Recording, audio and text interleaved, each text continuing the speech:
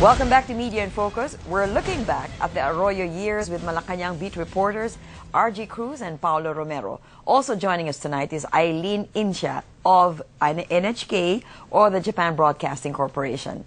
Thank you for joining us tonight. We'll go back to the question of the legacy of President Arroyo in her farewell address last week. She tried to paint a positive legacy. Let's listen to that. Look around you in our cities as you drive by the office towers that have changed the skyline. Look around you in our provinces as you drive along the roads, bridges, and rural ports where we have made massive investments. This is the face of change. Okay, that's the face of change. Did media see it the same way? Let's start with you, Aileen. What's your take on that speech?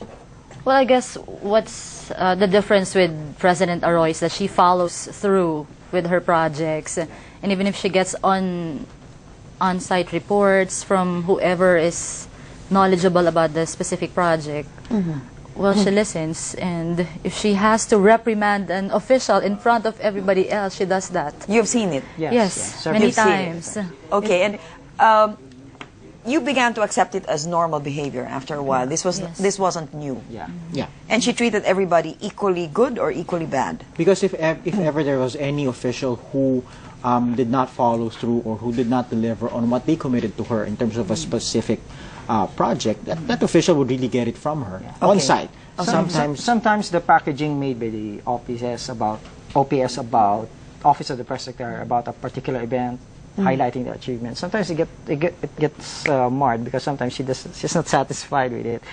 You know, that's how focused is what her cabinet official will. Okay, but as media, did you take note of that particular talent, which Aileen here is saying is that one thing about her is that she really followed through, which is a good trait in an executive. Yes. In fact, just earlier in the briefing where we're discussing with her outgoing executive secretary, he was talking about inspecting a project over and over again.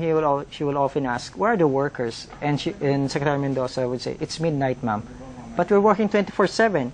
Ma'am, it's raining. Don't they have raincoats? And that's something that we also often see whenever we accompany her to inspections. She's always said that she has this laser beam-like focus, and I think that's it became a double-sided or a double-edged sword on her part because you know, even as she focused on the economy, on the infrastructure, she was using this, or this sort of became an excuse for her not to deal with the other political questions.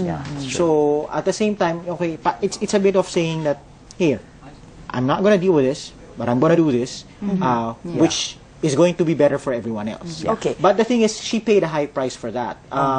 You know, all the analysts have been saying that whatever strides that she made in the economy was overshadowed by the scandals. If she doesn't answer to the scandals and the accusations being hurled against her, I think what's the problem really is in some projects that she gets a different report from what is actually happening in the field. And when she gets a report on site, well, she flares up.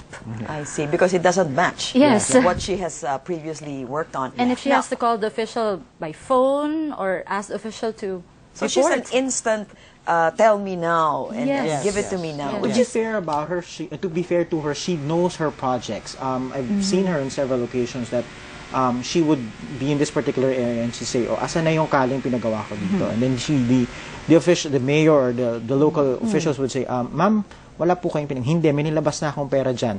Asan yan? Tapos papahanap yung mga mapa, yung mga plano, and then makikita nga na, oh, meron siyang dapat na pinagawang kalye dyan. Asan na yung kalye? That's when she would really flare up. She really takes you to task. Okay, the first gentleman and Mrs. Arroyo launched legacy books and ads to counter the negative reports. Do you think that will work? Aileen, you're working on a legacy report, right? Do you think that those books will fly?